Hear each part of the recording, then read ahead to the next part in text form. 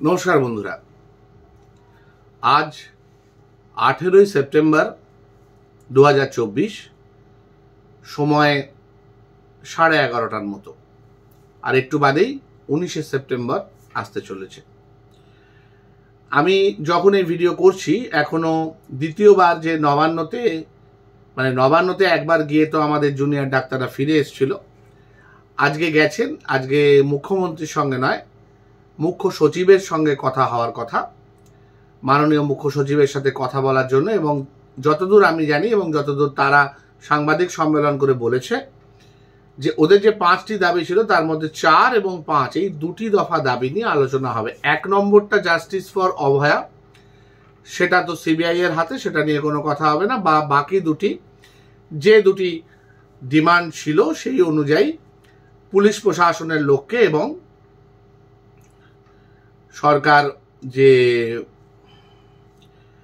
স্বাস্থ্য ব্যবস্থাকে যে পাল্টেছে সেটাতে তারা আর কথা বলবে না। ব্যক্তিগতভাবে আমি মনে করি যে 2 এবং 3 এই দুটো এই 4 এবং 5-এর সাথে ইনক্লুড করা উচিত ছিল। 4 এবং 5 সম্পূর্ণভাবে হাসপাতালের সিকিউরিটি সংক্রান্ত জায়গা।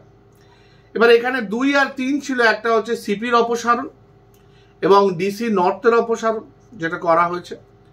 আর পরবর্তী ছিল স্বাস্থ্য ব্যবস্থায় ডিএইচএস, ডিএমই এবং যে হেলথ সেক্রেটারি আছেন মুখ্য স্বাস্থ্য সচিব, তার অপসারণ। এবার এই অপসারণ একটা বাংলা কথা, অপসারণের ইংরাজি হয়তো অনেক কিছু হতে পারে, ট্রান্সফার হতে পারে, সাসপেনশন হতে পারে, কম্পালসারি ওয়েটিং হতে পারে, টোটালি স্যাক হতে পারে। এবার আমি জানি না যে এই পদমর্যাদার লোক, এনারা তো সাধারণত আইপিএস বা আইএস অফিসার হন, এই পদমর্যাদার লোককে সরাসরি চাকরি থেকে বরখাস্ত করা যায় কিনা। তো তাদের এখন অপসারণ বলতে তাদের পার্টিকুলার পোস্টটা থেকে সরিয়ে দেওয়া হলো। মাননীয় সিপিকে সরিয়ে আরেকজন মানুষ এলেন যিনি ব্যারাকপুরের দায়িত্বে ছিলেন কিছুদিন আগে, মানে এই পার্টিকুলার সিপি হিসেবে কার্যভার নেওয়ার আগে ব্যারাকপুরের দায়িত্ব ছিলেন। সেই ব্যারাকপুরের দায়িত্ব সংক্রান্ত ব্যাপারে ব্যারাকপুরের প্রাক্তন বিধায়ক ওনার সম্বন্ধে ডাক্তারদের একটা সতর্কীকরণ অলরেডি করে দিয়েছেন। এবং আমরা যেটা সোশ্যাল মিডিয়া এবং প্রিন্ট মিডিয়ায় দেখলাম, উনি বেশ একজন শক্ত, শুধু নয় বলা যায় প্রচণ্ড নির্মম একজন প্রশাসক, নির্মমভাবে দক্ষ প্রশাসক। তিনি সেই একটা সময় যে মাওয়িস্ট আন্দোলন হচ্ছিল মিদনাপুরের সংলগ্ন অঞ্চলে জঙ্গলমহলে, সেটাকে উনি খুব কঠোর হস্তে দমন করেছিলেন। পরবর্তীকালে উনি যখন মুখ্যমন্ত্রী হন, মাননীয় বুদ্ধদেব ভট্টাচার্যকে অপসারণ করে, প্রয়াত বুদ্ধদেব ভট্টাচার্যকে অপসারণ করে সেই 2011-তে ওনাকে কম্পালসারি ওয়েটিংয়ে পাঠানো হয়েছিল। পরবর্তীকালে ওনাকে কিছুটা পদমর্যাদায় নিচু পদ দেওয়া হয়েছিল, তারপর থেকে উনি আবার আগের জায়গায় চলে এসেছেন। এবং ওনাকে এই কাজটা করা হয়েছিল এই কারণে, সেই সময় উনি তৎকালীন সরকারের হয়ে কাজ করে কিছুটা বিরোধী দলনেত্রীর বিবাদ ভঞ্জন হয়েছিলেন। তো যাই হোক, এখন কিন্তু সেই সম্পর্কটা আর বিবাদ ভঞ্জনের জায়গায় নয়। এখানে উনি যে দায়িত্বভার নিলেন, তো ওনার ব্যাপারে একটা অতিরিক্ত সতর্কতারও কোনো একটা জায়গায় প্রয়োজন থাকতে পারে। না হলেও আমি যদি ধরে নিই ইনি পুরনো সিপির মতো নন, কাউকে না কাউকে তো একটা সিপি পোস্টে আসতে হবে। কিন্তু যে পোস্টিংটা মাননীয় প্রাক্তন সিপির হলো, সেটা হচ্ছে এসটিএফ-এ, স্পেশাল টাস্ক ফোর্সে, সেটা কিন্তু অ্যাকচুয়ালি একটা প্রাইস পোস্টিং। সেম জিনিস হলো কিন্তু ডিজে নর্থের ক্ষেত্রেও, আর একই প্রায় জিনিস হলো, যদিও একটুখানি হালকা হয়েছে, সেটা হচ্ছে ডিএইচএস মানে ডিরেক্টর অফ হেলথ সার্ভিস, যারা বাইরে বিভিন্ন গভর্নমেন্ট হাসপাতালে ডাক্তার নিয়োগের যে প্রক্রিয়া হয় তার হেড যিনি, আর একটা হচ্ছে যারা মেডিকেল কলেজে জয়েন করেন ডিএমই, মেডিকেল এডুকেশন সার্ভিসের ক্ষেত্রে যারা থাকেন, যিনি থাকেন না তার। তো এই দুটো কিন্তু আমরা যেটা বা জুনিয়র ডাক্তাররা যেটা চেয়েছিলেন সেই অনুযায়ী হয়নি। আর সিকিউরিটি ব্যাপারটা তো ডেফিনেটলি আজকে আলোচনার বিষয়। ওদের ডেফিনেট কিছু বক্তব্য আছে, আমরা সেই বক্তব্য সমর্থন করি এবং সেই জায়গায় দাঁড়িয়ে আগামী 19 এবং 20 তারিখ আমাদের কিন্তু বিভিন্ন কর্মসূচি রয়েছে। একটা হচ্ছে মেডিকেল কাউন্সিলে ধর্ণা রয়েছে, আর একটা রবিবার 20 তারিখে রয়েছে যে সবাই মিলে হাতে হাত ধরে একটা মানববন্ধন তৈরি করা, সেটা একদম হাইল্যান্ড পার্ক থেকে শ্যামবাজার অবধি যাবে, প্রায় 44 কিলোমিটারের মতো পথ। আশা করি আপনারা সবাই আমাদের সঙ্গে থাকবেন। আজকে একটা জিনিস খুব খারাপ লেগেছে, ব্যক্তিগতভাবে আমি অপেক্ষা করছিলাম যে এই ছাত্রীরা যারা নবান্নে গেছে তাদের বেরিয়ে আসার পর আমি হয়তো আপনাদের সাথে কথা বলবো, তাদের সাথে কি কথা হলো সেটা জেনে নিই। কিন্তু আজকে দুটো বিষয়ে আমি আলাদা করে বলতে চাই, ওটা নিয়ে না হয় কালকে বলবো, কারণ জানি না কটার সময় ওরা বেরোতে পারবে, মিনিটস ফিনিটস নিয়ে ওদের তো আসতে হয়তো সময় লাগবে। তো একজন এই যে 24 ঘন্টা নিউজ চ্যানেলগুলোর মধ্যে যে 5টি প্রথম সারির চ্যানেল পড়ে, তার মধ্যে একজনের মানে একটি সংবাদ চ্যানেলের, নিউজ চ্যানেলের যথেষ্ট ভালো পোস্টে থাকা একটা মানুষ। ব্যক্তিগতভাবে আমি তাকে খুব ভালো চিনি, তার কারণ কোভিডের সময় তিনি একাধিকবার আমাকে ওভার টেলিফোন নিয়েছিলেন বিভিন্ন ব্যাপারে প্রশ্ন করার জন্য। তিনি 1 ঘন্টা করে প্রোগ্রাম করতেন 8টা থেকে 9টা তার চ্যানেলে। আমি ওই কোভিডের মধ্যেও একাধিকবার গিয়ে অ্যাটেন্ড করেছি, একাধিকবার বাড়ি থেকে অনলাইন অ্যাটেন্ড করেছি। তার পরবর্তীকালেও ছোটোখাটো বিভিন্ন জায়গায় ওনার সাথে আমার ইন্টারাকশন হয়েছে। আমি একটু শর্ট ফিল্ম টাইপের বানাই, এটা আমার প্রফেশনের বাইরে গিয়ে, হ্যাঁ হয়তো টপিকগুলো মূলত ডাক্তারদের নিয়ে থাকে। তো সেখানে একটা শর্ট ফিল্মের প্রিমিয়ারে ওনাকে আমি আমন্ত্রণ জানিয়েছিলাম, উনি এসেছিলেন, নিমন্ত্রণ রক্ষা করেছিলেন। ওনার সাথে আমার কিন্তু সম্পর্কটা খুব খারাপ ছিল না, কিন্তু আজকে ওনার একটা পোস্ট দেখে আমি ওনাকে ব্লক করতে বাধ্য হলাম এবং আমি সেটা লিখে ব্লক করলাম ওনাকে। আমি কেন ব্লক করলাম তার পিছনে একটা দুটো কারণ আছে। প্রথমত, উনি সরাসরি একটা মন্তব্য করেছেন যে মন্তব্যটা একজন সাংবাদিক হিসেবে করার কথা নয়। উনি বললেন, সাংবাদিক শুধু না, একজন সঞ্চালক, একটা টেলিভিশনের, প্রাইভেট টেলিভিশন চ্যানেলের, যেটা যথেষ্ট জনপ্রিয় একটি চ্যানেল, তার সঞ্চালক। তিনি বললেন যে ডাক্তারদের আমরা যে প্রাইভেট জায়গায় ফিস দিতে যাই, উনি মেনশন করেছেন 700, 800, 1500, 2000 মেনশন করেছেন। উনি যে দিতে যান সেইটার জন্য ডাক্তাররা কি ট্যাক্স পে করেন? কারণ উনি ক্যাশে দিচ্ছেন। এখন এই যে বন্যা হচ্ছে, এই বন্যার জন্য কি চাঁদা ডাক্তাররা তুলে দেবেন?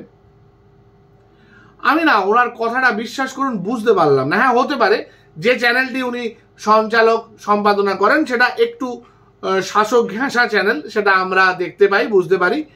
আমরা আমাদের মতো করে ফিল্টার করে নিই, যখন ইচ্ছা হয় দেখি, যখন ইচ্ছা হয় অন্য চ্যানেল দেখি। কম্পারেটিভলি নিরপেক্ষ চ্যানেল, কোনো চ্যানেল নিরপেক্ষ নয়। খোলাখুলি বলছি, যে 5টা সবচেয়ে পপুলার বাংলা 24 ঘন্টা চ্যানেল আছে, আমার ব্যক্তিগতভাবে একটিকেও নিরপেক্ষ মনে হয়নি। প্রত্যেকটি কোনো না কোনো দলের, হয় কেন্দ্রীয় সরকারের, নয় রাজ্য সরকারের, নয় বামপন্থার ধরে চলে। নিরপেক্ষ বলে কিন্তু কোনো চ্যানেল নেই। স্পন্সার চ্যানেল হতে পারে, স্পন্সার চ্যানেল না হতে পারে, কিন্তু হ্যাঁ, যিনি চালান, যিনি সর্বোচ্চ জায়গায় বসে আছেন, তার হয়তো নিজস্ব ব্যক্তিগত মতামত অনুযায়ী, নিজস্ব রাজনৈতিক মতামত অনুযায়ী চ্যানেলটা চলে। এর বাইরে আমি যা জানি না তাই নিয়ে কমেন্ট করব না।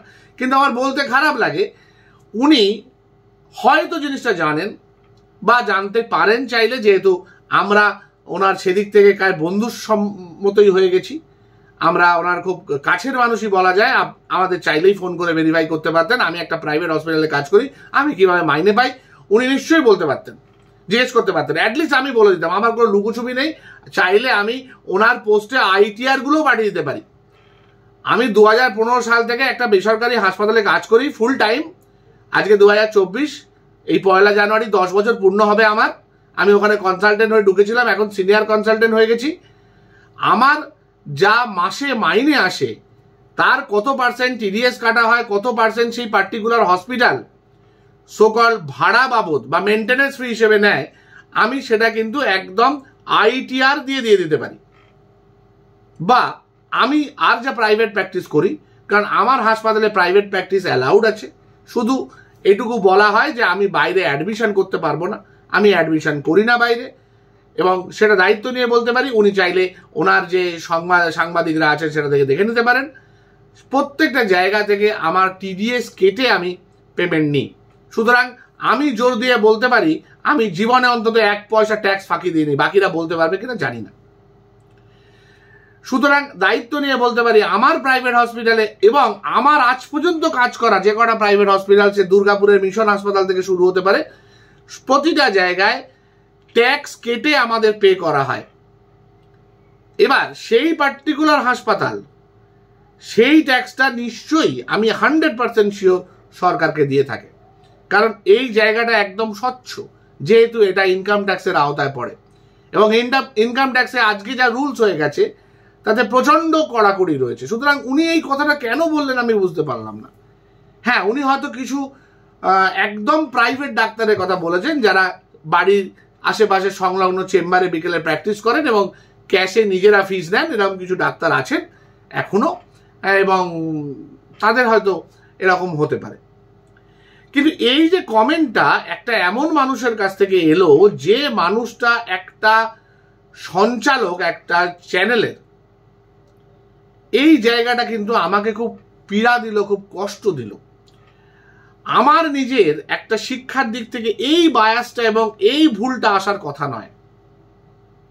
জানি না ওনার কোনো মানসিক সমস্যা আছে কিনা বা ওনার উপর কোনো প্রেশার রয়েছে কিনা, যেরকম রাজনৈতিক দলের লোকেদের বিশেষ করে MLA MP মন্ত্রীদের উপর যা প্রেশার রয়েছে তো পরিষ্কার বোঝা যায়।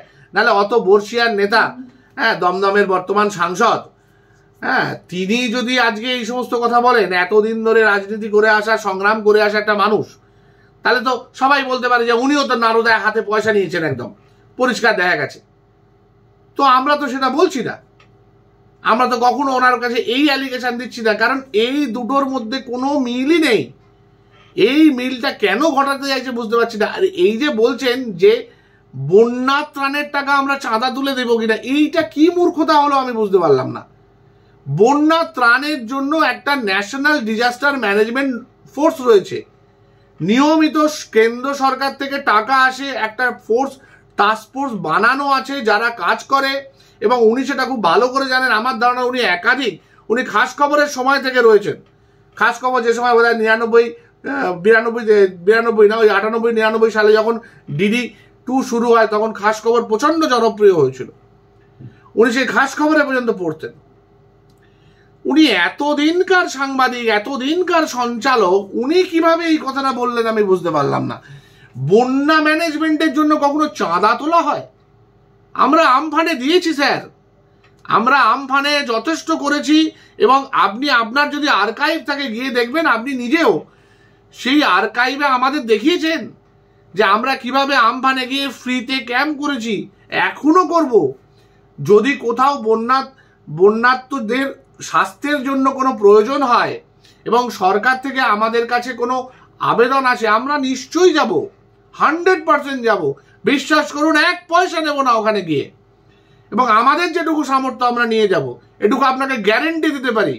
এবং ব্যক্তিগতভাবে আমি 2টো চ্যারিটেবল জায়গায় বসি, তার মধ্যে একটা শাসক দলের মন্ত্রীর, আমি ক্যাটেগরিক্যালি বলছি, দমকল মন্ত্রীর অনুরোধে একটা নার্সিং প্রাইভেট সেবা সদনে বসি, গান্ধী সেবা সদন লেকটাউন, নাম পর্যন্ত বলে দিলাম। সেখানে বসি এবং দাতব্য মূল্যে সেখানে চিকিৎসা করে থাকি, সপ্তাহে 2 দিন। সুতরাং এইটা বলবেন না প্লিজ, এই জিনিসটা করবেন না। এবং এটা আমি নয়, আমি দায়িত্ব নিয়ে বলছি, বেশিরভাগ ডাক্তার এটা করেন। আর তার বাইরে যারা বেশি রোজগার করছেন, সেই রোজগারটা তারা তাদের নিজের মেধার বসে, নিজের অধ্যাবসায়ের বসে, যে সার্জেন তার স্কিলের বসে রোজগার করছেন, সেটা কেউ দয়া করে দিচ্ছে না।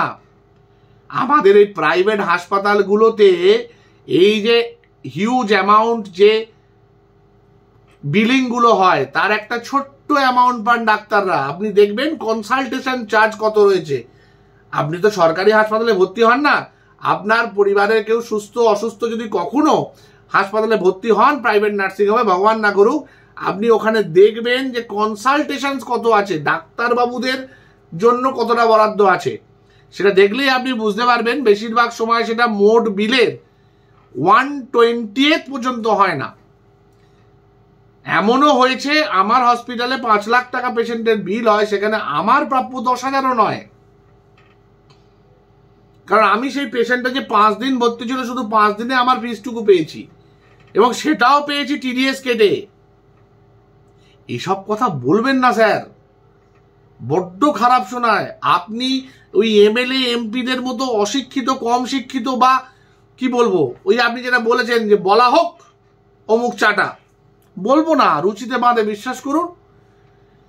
আপনার মতো শিক্ষিত নলেজেবল মানুষের কাছে এটা আশা করি না। আমি যার জন্য ব্লগ করতে আপনাকে বাধ্য হলাম। আমি জানি না আপনি আমার ইউটিউবে দেখতে পাবেন কিনা, কিন্তু আমি ফেসবুক থেকে ব্লগ করতে বাধ্য হলাম। কারণ বিশ্বাস করুন, আমি এখন আর কোনো উত্তর দিই না কাউকে। যাদের এটা দেখি আমার ফ্রেন্ড লিস্টে রয়েছে তাদের আমি বাদ দিয়ে দিই, ব্লক করে দিই। কারণ আমি মনে করি না যে এরা আমার বন্ধু, প্রকৃত বন্ধু। আমার ওনাদের একদম শত্রু মনে হয়। আমার মনে হয় আমাদের কমিউনিটিকে এই অবস্থায়, এই সিচুয়েশনে যারা গালি করছে তারা আমাদের শত্রু অ্যাকচুয়ালি। অন্তত আমার শত্রু আমার মনে হয়। আপনাকেও আমার শত্রু মনে হয়েছে, কিছু মাইন্ড করবেন না, আমি আপনাকে ব্লক করে দিয়েছি। কখনো যদি কোনো কারণে প্রয়োজন হয় আপনি নিশ্চয়ই ফোন করবেন, আমার ফোন আপনার জন্য অ্যাভেলেবেল আছে। আমি নিশ্চয়ই আপনাকে আমার পক্ষে যেটুকু সম্ভব সেটুকু মেডিকেল অ্যাডভাইস নিশ্চয়ই দিয়ে দেবো। এবং বিশ্বাস করুন, তার জন্য আপনাকে গিয়ে কোনো ক্যাশ পেমেন্ট করতে হবে না, কিচ্ছু করতে হবে না। এবং দয়া করছি ভাববেন না, ভালো মানুষ হিসেবে বলছি। আর এই জিনিসটা করবেন না, একটু নলেজ রেখে বলুন। দেখবেন আপনার যে তাতে অনেকে আপনাকে আগুন, ভেরি গুড বলেছে, তাদের তো অবস্থা জানেন আপনারা। মানে ভগবান করুন তাদের কোনোদিন ডাক্তারের প্রয়োজন না হয়। এটা আমি সবাইকে বলছি যে ঈশ্বর করুন আপনাদের যেন কোনোদিন কোনো ডাক্তারের প্রয়োজন না হয়। আপনারা যেন নিজের চিকিৎসা নিজে করে নিতে পারেন, এবং খুব সাবধানে চিকিৎসা করবেন। যে ডাক্তারের কাছে যাবেন তার ক্ষেত্রে কিন্তু জেনে নেবেন তারা নর্থ বেঙ্গল লবি বা সন্দীপ ঘোষের দ্বারা অনুপ্রাণিত হয়ে অনার্স পেয়ে বসে আছে কিনা। আমরা কিন্তু ডাক্তার কমিউনিটির বিরুদ্ধেও আন্দোলন করছি, এটা কিন্তু ভাবতে হবে আপনাদের। কারণ আমাদের মধ্যে যে সমস্ত অসৎ, অপরাধী, ঠগ, জোচ্চোর লুকিয়ে আছে, আমাদের আন্দোলন কিন্তু মূলত তাদের বিরুদ্ধে। তাই খুব সাবধানে তাদের কাছে যাবেন। যে ডাক্তারের কাছে আপনি চিকিৎসা করতে যাচ্ছেন তার ইতিহাস, ভূগোল আপনার পক্ষে জানা সম্ভব। সব মানুষের পক্ষে সম্ভব না জানা, সাধারণ মানুষের পক্ষে জানা সম্ভব নয়, কিন্তু আপনার পক্ষে জানা সম্ভব। আপনি কিন্তু খোঁজ খবর নিয়ে যাবেন। যদি এমন লোক হয় যে ওই সন্দীপ ঘোষের সাগরেদদের দ্বারা অনুপ্রাণিত হয়ে, যেটা 7 পেয়েছিল সেটার পাশে একটা 6 বসিয়ে 76 হয়ে গেছে, অনার্স পেয়ে গেছে, সে যে প্র্যাকটিক্যাল পাস করেনি সে থিওরিতে পাস করে বেরিয়ে গেছে, যেটা আজ পর্যন্ত আমাদের ইতিহাসে হয়নি। এরকম তো দেখতে পাচ্ছেন। তো আপনারা তো আরো ভালো দেখছেন আমাদের থেকে, রোজ বেরোচ্ছে যে কিভাবে এরম ভাবে পাস করিয়ে দেওয়া হয়েছে ম্যানিপুলেট করে। তো এই ছেলে মেয়েগুলো যখন ডাক্তার হবে তারা তো বিরাট ভালো ডাক্তার হবে না, আপনিও ভালো বুঝতে পারছেন। তো খুব সাবধানে থাকবেন। আর আমরা চেষ্টা করছি বেসিক্যালি আপনাদের জন্য। আমরা বন্যায় গিয়ে যেরকম মাননীয় একদম বাঁধের ধারে দাঁড়িয়ে আছেন, আমরা সেরকম দাঁড়িয়ে নেই। ওইরকম নৌকা ফসকে লোকজনের মারা যাওয়ার চান্স তৈরি হবে, যেটা হয়েছে। ওনাকে দেখে অনুপ্রাণিত হয়ে লোকজন নৌকায় করে নামবে আর ন্যাজে গোবরে হয়ে সাঁতার কাটতে কাটতে হাবুডুবু খেয়ে পড়বে। যে অবস্থাটা এখন গোটা পশ্চিমবঙ্গের মানে সমস্ত প্রশাসনের যা অবস্থা, উনি যা বলছেন বাকিরা হাবুডুবু খাচ্ছে, বাকিরা ন্যাজে গোবরে হয়ে যাচ্ছে। উনি একটা একটা ডিকটাম দিয়ে দিচ্ছেন, এটা করতে হবে, কিভাবে করতে হবে, করতে হবে, ফান্ড আছে কি, হ্যানা আছে কি, তেনা আছে কি, কেউ জানে না। ভালো করলেন না। আর যাই হোক, হুমকি টুমকি কিছু দিচ্ছি না, মন খারাপ হয়ে গেল জানেন তো। একটা বন্ধুর মতো মানুষ ছিলেন আপনি, এই কাজটা আপনাকে মানায় না। আপনার সম্বন্ধে আমি প্রচুর নেগেটিভ ফিডব্যাক বিভিন্ন মানুষের কাছ থেকে পেয়েছি। ওই আপনার ভাষায় যাকে বলে বিশ্বস্ত সূত্রের খবর। আপনার ছোটবেলা বহরমপুরে কাটানো, আপনার ডাক নাম পিকন, আপনার সাথে আপনার মায়ের সম্পর্ক, আপনার মায়ের মৃত্যু, বহু জিনিস আমি জেনেছি যেগুলো কন্ট্রোভার্সিয়াল।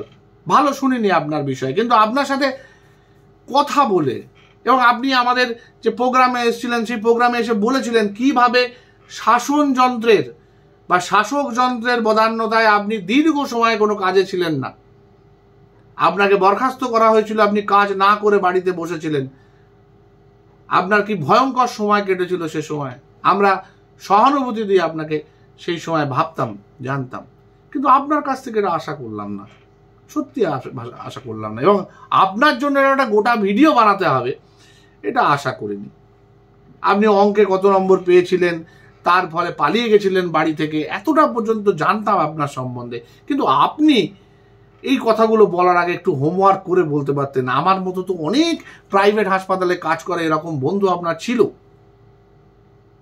যাই হোক, ভালো থাকবেন, সুস্থ থাকবেন, এবং আমি ভগবানের কাছে আশা করি আপনার যেন কোনো দিন কোনো ডাক্তারের সাহায্যের প্রয়োজন না হয়, কারণ সে যে চিকিৎসা করবে, আমরা চেষ্টা করি আমরা শত্রুরও চিকিৎসা করতে, কিন্তু আমাদেরও জানেন তো একটা মন বলে ব্যাপার আছে, তো মানে ফ্রাস্ট্রেটেড লাগে খুব।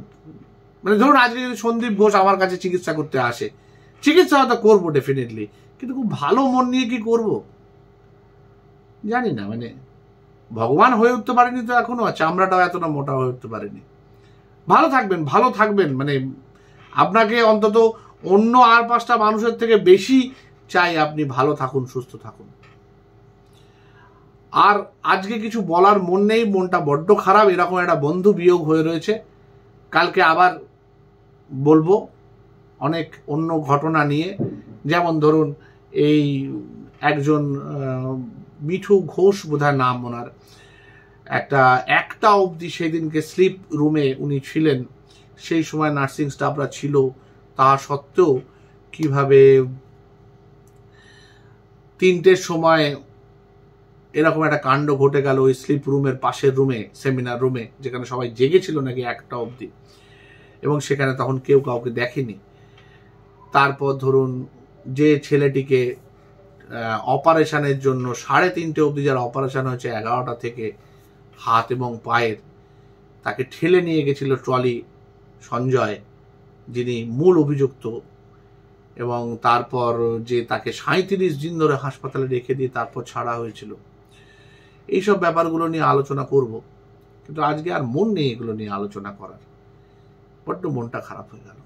সবাই ভালো থাকবে, নমস্কার।